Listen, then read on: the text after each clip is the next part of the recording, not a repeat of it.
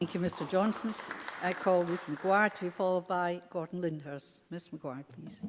Thank you, Presiding Officer. I'm grateful to my colleague Fulton McGregor for bringing the important topic of support for families of missing people to the chamber of our Scottish Parliament. I'd also like to thank Missing People Charity for their briefing in advance of this debate.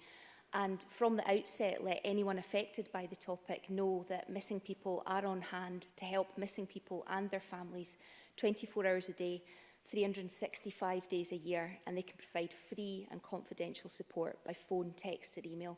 Their number is 116000. I'm happy to commit to the asks they have of MSPs as were laid out by Fulton McGregor in his opening speech. I'll certainly see what multi-agency work is going on in Ayrshire and how implementation of the national framework is progressing. Happy to raise support for families and of course refer any constituents with missing loved ones to the Missing People's Helpline 116000. The ask of a revised system for legal guardianship, which is simpler, lower cost and accessible for families, also seems sensible and the right thing to do, and I'm happy to support that also.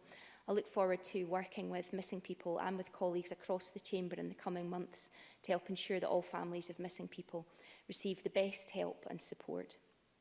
As has been mentioned, 23,000 missing episodes were reported to Police Scotland in 2017-18.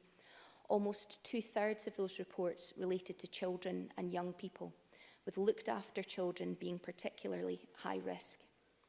Children and young people can go missing for a number of reasons: unhappiness at home or in a placement, abuse, neglect or child sexual exploitation. According to the Children's Society, 1 in 6 young runaways end up sleeping rough. 1 in 8 resort to begging or stealing to survive, and 1 in 12 are hurt or harmed as a direct result of running away. Some children and young people may feel they have no choice but to go it alone, and they take huge risks on the street, begging or stealing to survive or resorting to drugs and alcohol. They're at risk of grooming by adults who later exploit and harm them. More than half the missing children in Scotland will be in the care system. All of us in this place are corporate parents to our care experienced children and young people here, and as such we should be paying really close attention to the quality of relationships that are experienced in our care system.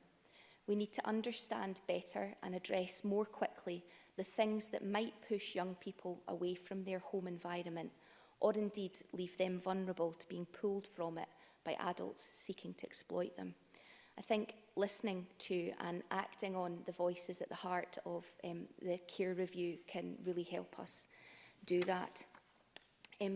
Police Scotland have already been mentioned, and I did have a quick look at their site when I was before the debate, and it's clear they do direct people to missing people. They are doing part of the ask already, and it's clear that they take every report really seriously. They mention on their site that most people who go missing return within 48 hours.